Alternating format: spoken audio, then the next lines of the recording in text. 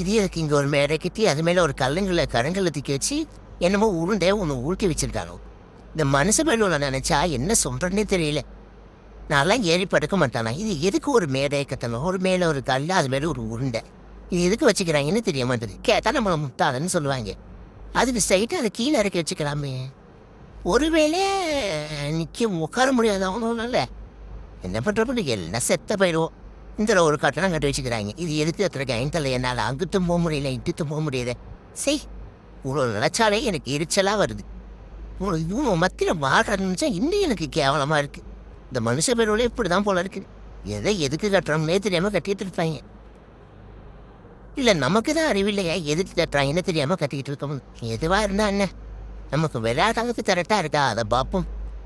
ஆனால் இதில் ஏறுனா என்னமோ அந்த கருங்குழலி இந்த தேடி வந்து அடிக்கிறா. எதுக்கு அடிக்கிறான்னு தெரியாது. எதுவாக இருந்தால் நமக்கு என்ன